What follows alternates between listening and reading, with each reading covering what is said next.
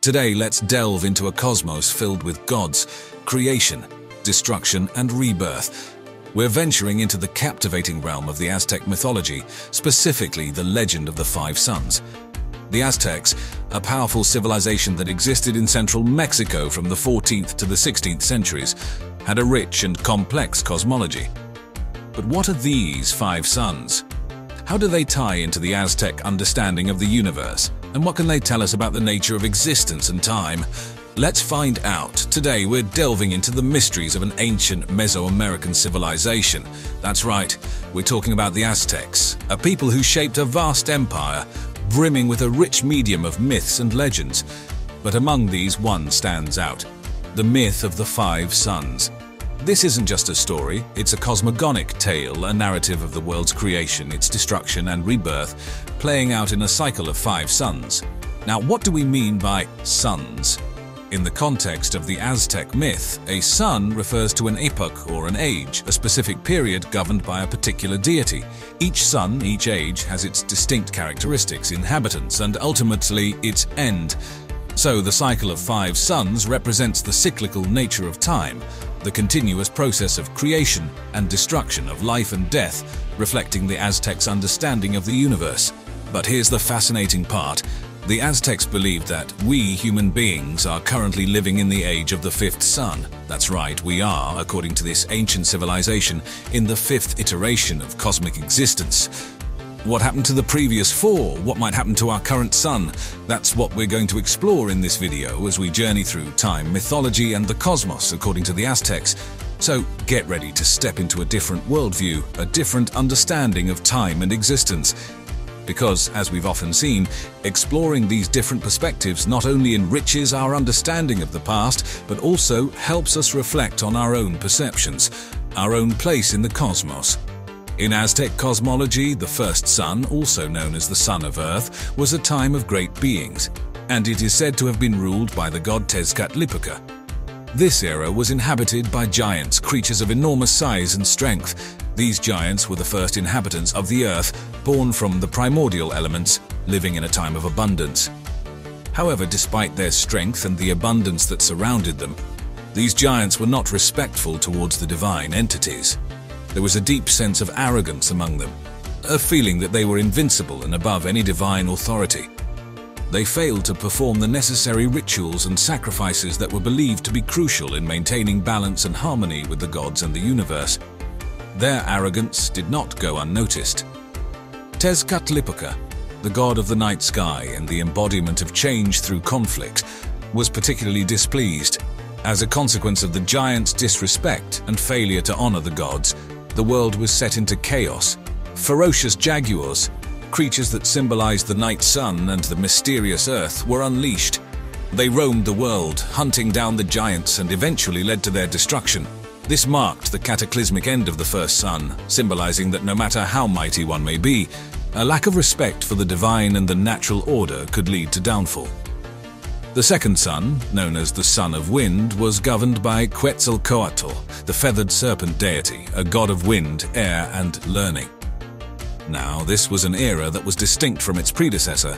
The inhabitants of this era were not giants, but humans, beings of a more modest scale who inherited the earth after the giants' downfall.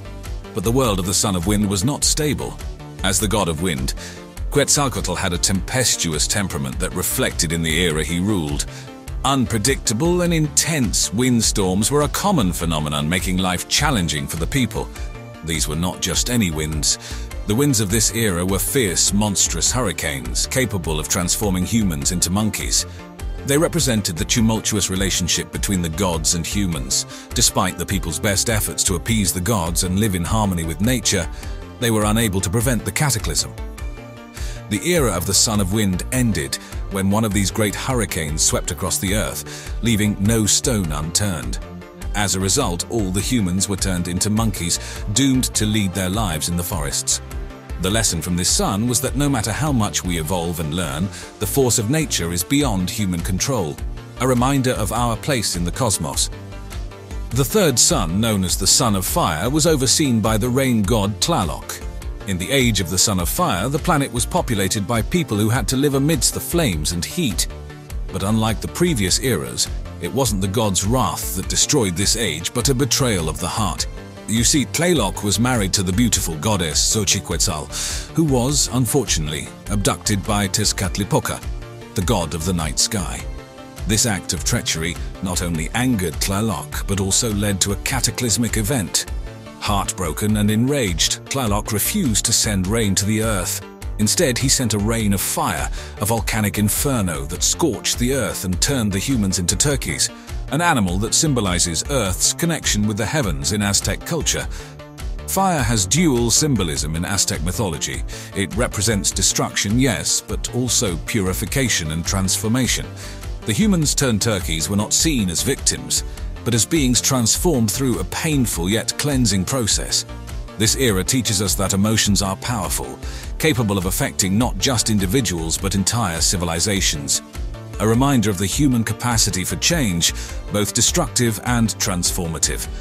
The fourth sun, also known as the Sun of Water, was ruled by the god Tlaloc's sister, Chalchiotlicue. She was the goddess of water, rivers, seas, streams, storms, and baptism, symbolizing fertility and birth. In her era, the world was brimming with prosperity and abundance. The earth was drenched in her generosity, nurturing life in all its myriad forms. However, this period of bounty wasn't meant to last. As with previous ages, a catastrophic event signaled the end of this era. But instead of fire or wind, it was a massive flood that swallowed the earth and its inhabitants. Chalchiotlicue, feeling compassion for the humans, turned them into fish so they could survive the deluge. Some interpretations even suggest that she wept for the lost humans, her tears adding to the floodwaters. But why a flood? Water is life-sustaining, but it can also be overwhelmingly destructive. The Aztecs recognized this duality in their mythology.